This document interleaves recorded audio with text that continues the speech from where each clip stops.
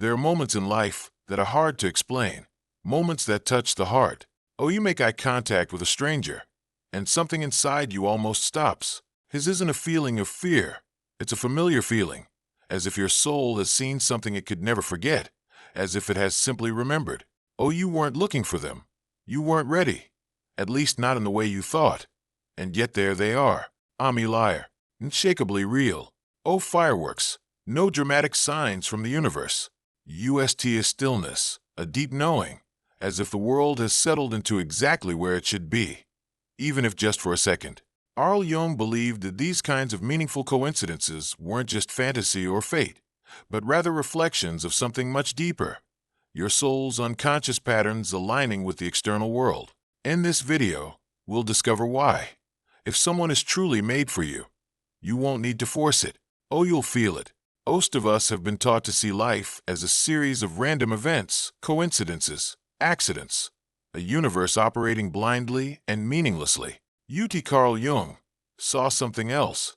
He noticed that sometimes events occur with such poetic timing, such strange resonance, that even if we can't explain why, they feel significant. Oh, you think of someone, and at that moment they call you. Oh, you enter a cafe you've never been to before, and meet someone who changes your entire perspective. This isn't chance. This is synchronicity. The coming together of inner and outer worlds, your thoughts, emotions, and desires converging as the external world responds like a mirror reflecting your soul. Synchronicity isn't about cause and effect, it's about meaning. As if the universe, or something deep within you, is arranging moments not to affect you, but to awaken you, to say, pay attention, this is important. And when it comes to love or connection, these synchronicities can feel even more powerful. Oh, you meet someone who reflects your story, your wounds, your longings, even your suppressed sides, without any effort. Everyone who crosses your life's path is meant to stay. Some seem so aligned with your inner world, your soul, that you feel they are your destiny. Indeed, often they are, not because fate wrote it, but because you, consciously or unconsciously, were ready to meet them, to experience that connection. Jung believed that when our inner development becomes aligned with the external world, meaningful people enter our lives not to complete us, but to show us who we are and who we can become. But what if the people you're most drawn to aren't just about them? What if they're actually about you? Carl Jung believed that in the depths of every person's soul lives a hidden image. Or men, this is the anima, the unconscious feminine archetype. Or women, it's the animus, the unconscious masculine archetype. These aren't simple social roles or cliches. They're symbolic reflections of parts of ourselves we don't usually fully understand. The anima represents emotion, intuition, creativity, sensitivity, while the animus represents power, reason, direction, and will. And here's where it gets powerful. These inner images shape the people we magnetize toward ourselves in the external world. Have you ever fallen for someone and couldn't quite explain why? Felt they understood you even in moments when you barely spoke? Often, what you're seeing is your own subconscious reflected in another person. This doesn't make it unreal.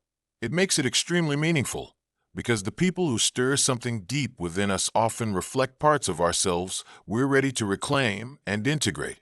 Our suppressed feminine side, your ignored masculine side, your wholeness that you're unconsciously moving toward but haven't fully realized yet. If someone is made for you, it's not just a matter of chemistry, it's recognition and inner resonance. It's not about who they are on the surface, but what they awaken within you. Jung believed that real connection blooms when we stop chasing perfection in others and start meeting the parts of ourselves they bring forth. And this, from a Jungian lens, is the strange transformative beauty of love. You don't just fall in love with someone else. You fall into yourself through them, discovering your own depths. Sometimes you meet someone and words become unnecessary. You don't need to explain who you are, prove yourself, or perform. You simply exist in their presence, and that's enough. It's as if you've known them before. Not that you've met them, but somehow your soul remembers them. Carl Jung would say, this is not imagination. This is the unconscious memory of symbol and archetype itself. When someone awakens a powerful, sudden connection, an attraction, Jung believed this usually stems from their alignment with archetypes buried in your soul, OT in a superficial way, but in a way that activates something ancient and timeless within you. His is why you can meet someone once and feel as if you've known them your entire life. You don't understand why the silences don't feel awkward, why time spent with them seems to bend, slow down, or even disappear. His is the recognition of an inner truth reflected in another person. And this is not random. You might find yourself drawn to their energy, not because of their appearance or achievements, but because they feel like a key that unlocks parts of you that have been quietly waiting. You might not even fall in love immediately. You might just feel a quiet certainty, an inner peace, a warmth that says this is safe, this is real. Jung understood that not all relationships need to last forever, but those who awaken you, those who transcend logic and touch your soul, are never meaningless. Because even if that person leaves you, they leave you changed, more aware, more whole. You often say, if it's meant to be, it will be. But Jung would ask, which part of you is making the choice?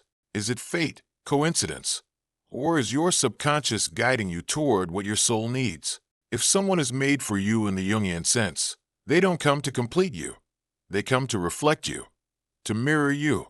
Awaken your shadows, challenge your beliefs, bring your deepest desires and fears to the surface. OT to break you, but to help you grow and evolve. Jung believed that real connection wasn't about perfect compatibility. It was about inner evolution, with people walking parallel paths of individuation, each becoming more of who they truly are. If someone is made for you, it's not always easy, but it's true. T feels like harmony. It feels like clarity. Then in the midst of chaos, you feel like you've come home, because through them you see yourself more clearly than ever. OT everything meant to be lasts a lifetime. People are bridges, some are lessons, and some stay. UT the common thread is that they all appear when you're ready, or at least when a deeper part of you is ready. The next time you encounter someone who stirs something within you, don't rush to define it. Listen, not to your mind, but to the quiet place beneath it, because the soul doesn't speak with logic. It speaks with feelings, timing, and quiet, inexplicable knowing. Perhaps being made for someone isn't about possession or permanence. Perhaps it's about recognition, a shared moment of truth, two souls meeting and seeing each other clearly, briefly remembering who they are. Once said, the meeting of two personalities is like the contact of two chemical substances. If there is any reaction, both are transformed. This is ultimate freedom, not silence but stillness, not ignorance but awareness, not dominating others, but integrating with your own inner world. You can enter any room, see any face, hear any word, and still remain untouched, unshaken. OT because you've built walls, but because you no longer have leaks. Our boundaries are sacred. Your energy is yours again, and your peace is not a performance, it's real. You remember those people in your life who affected you deeply, who touched you in such a special way that even today you feel their presence in your story. Some may have stayed, others may have left, but none passed through your life by accident. All appeared to show you something, for a teaching to be lived, for a part within you to be touched, awakened, reminded. Maybe someone entered your life at your most vulnerable moment, and now you understand that their presence was actually a hidden healing. Maybe someone hurt you deeply, but when you look through your soul's eyes, you realize they were the one who showed you that you needed to love yourself more, value yourself more, and choose yourself. And all of this, no matter how difficult, was love. A love that taught through separation, strengthened through pain, gave direction through absence. If these thoughts have helped you look at the encounters in your own life with different eyes, I have a small request. In the comment section below, write that one word that comes to mind when you think of one of the most meaningful encounters in your life. Synchronicity. If this word, show us that you believe in the power of invisible connections and meaningful coincidences in your life. LSO. Don't forget to subscribe to the Zion OTC YouTube channel for similar in-depth analyses, spiritual awareness, and personal transformation content. Remember, sometimes the greatest secrets are hidden in the quietest encounters. The language of the soul. Recognizing divine timing, what many people don't understand about soul connections is that they operate on a completely different timeline than our conscious minds expect. We live in a world obsessed with instant gratification, with forcing outcomes, with making things happen according to our limited understanding of how life should unfold. The soul operates in what Jung called Kairos time. Not chronological time, but the right time, the perfect moment when all elements align. Hence, someone is truly made for you. The universe doesn't rush. Instead, it orchestrates a symphony of experiences, lessons, and growth that prepare both souls for the encounter. This is why you might meet someone at exactly the moment when you've just learned to love yourself, or when you've finally released the patterns that would have made a healthy relationship impossible. Think about the relationships in your past that felt forced, where you tried to convince yourself or them that it was right. Remember the exhaustion, the constant effort, the feeling that you were swimming upstream. How contrast that with moments of genuine connection. How effortless they felt. How natural. How much like breathing. The mirror of unconscious desires. Jung's concept of projection takes on profound meaning when we consider soulmate connections. What we see in another person that captivates us so completely is often a reflection of our own unrealized potential, our own shadow aspects that we've either rejected or never fully integrated. And you meet someone who feels made for you. They become a living mirror of your unconscious wholeness. The masculine person might be drawn to someone who embodies the intuitive, creative, receptive qualities they've suppressed in themselves. The feminine person might be magnetically pulled toward someone who represents the strength, direction, and assertiveness they're ready to claim. This isn't about completing each other in a codependent way. It's about recognizing in another person the qualities that your soul is calling you to develop within yourself. The attraction is so powerful because it's actually your own wholeness calling to you through another person. Here's where it gets interesting. Not everyone who mirrors our unconscious becomes a life partner. Own people come into our lives to show us what we're capable of becoming, then leave once that recognition has occurred. Others stay because the mutual recognition creates a foundation for shared growth and evolution. The sacred wound. How pain prepares us for love in Jungian psychology. There's a concept called the sacred wound, the idea that our deepest pain often becomes the source of our greatest gifts. When it comes to soul connections, our wounds don't disqualify us from love. They prepare us for the right kind of love. Every heartbreak, every disappointment, every moment when we felt unseen or unworthy. These experiences aren't random cruelties. They're reinitiations, preparing us to recognize and receive authentic love when it appears. The person who is made for you won't trigger your wounds to hurt you. They'll create a safe enough space for those wounds to finally heal. This is why timing is so crucial in soul connections. You might have met your person years ago, but neither of you was ready. Or both of you still had healing to do, lessons to learn, patterns to break. The universe, in its infinite wisdom, orchestrates separation until both souls have done the inner work necessary to meet each other as whole, integrated beings. The paradox of surrender and action. One of the most confusing aspects of finding someone who's made for you is the balance between surrender and action. How do you know when to let go and trust the universe, and when to take concrete steps toward connection? Jung would say that the answer lies in understanding the difference between ego-driven action and soul-guided action. Ego-driven action comes from fear, scarcity, and the need to control outcomes. T's desperate, manipulative, and exhausting. Soul-guided action, on the other hand, feels inevitable, natural, and energizing. T's action that arises not from a sense of lack, but from a sense of overflow.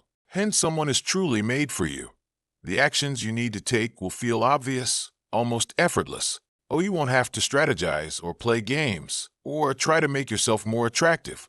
Instead, you'll find yourself naturally becoming more authentic, more open, more yourself. The right actions will arise organically from this authenticity. The collective unconscious and ancestral patterns. Jung believed that we're all connected through what he called the collective unconscious, a shared psychic space containing the archetypal patterns that shape human experience. And you meet someone who feels like family even though you've just met. You might be recognizing patterns that go back generations, Times the person who's made for you carries energetic signatures that your ancestral line has been seeking for healing. He might represent the integration of cultural patterns that your family line has been working to resolve across generations. His is why some connections feel so significant. They're not just personal, they're transpersonal, serving a purpose larger than either individual. His doesn't mean you're destined to be with someone regardless of compatibility or conscious choice. Rather, it means that some connections carry a weight of meaning that transcends personal preference, serving the evolution of consciousness itself. The shadow dance. Embracing what we've rejected, perhaps the most challenging aspect of a true soul connection, is how it forces us to confront our shadow, the parts of ourselves we've rejected, denied, or tried to hide. The person who's made for you won't just love your light. They'll be magnetically drawn to your darkness, and you to theirs. His isn't comfortable. T means that the very person who makes you feel most at home will also trigger your deepest insecurities, your oldest fears, your most primitive defenses. This triggering isn't a sign that the connection is wrong. It's a sign that it's real, that it has the power to transform you. The difference between a soul connection and a toxic relationship is how this shadow work is held. In a soul connection, both people are committed to growth, to facing their darkness with compassion, to supporting each other through the inevitable challenges of integration. In a toxic relationship, the shadow material becomes ammunition for mutual destruction. The initiation of vulnerability. When someone is truly made for you, they create a space where your deepest vulnerabilities can finally be seen and accepted. His is perhaps the most terrifying and liberating experience a human being can have, to be fully known and still be loved. Most of us spend our lives wearing masks, presenting carefully curated versions of ourselves to the world. We show our strengths while hiding our weaknesses, our successes while concealing our failures, our love while protecting our fear. With someone who's made for you, these masks become impossible to maintain. Because they demand you remove them, but because something in their presence makes you want to. His vulnerability is an initiation into authentic love, love that doesn't require perfection, performance, or pretense. T's love that sees your humanity and finds it beautiful, love that witnesses your struggles and offers not judgment but compassion. The evolution of consciousness through connection from a Jungian perspective. Intimate relationships aren't just personal experiences. They're opportunities for the evolution of consciousness itself. Two people who are truly made for each other come together. They create what Jung called a transcendent function, a third space where both individuals can become more than they could alone. His isn't about losing yourself in another person. It's about finding aspects of yourself that can only emerge in relationship. As carbon and hydrogen combine to create something entirely new in water. Two individuated souls can come together to create possibilities that neither could access alone. His is why soul connections often feel so significant, so charged with meaning. Not just romantic experiences. They're evolutionary opportunities, chances for consciousness to know itself more fully through the mirror of intimate connection.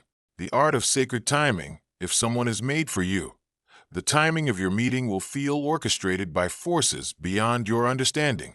You look back and see how every relationship, every experience, every moment of growth was preparing you for this encounter. Failed relationships weren't failures. They were classrooms. Periods of loneliness weren't punishments. They were incubations. His divine timing operates according to soul logic, not ego logic.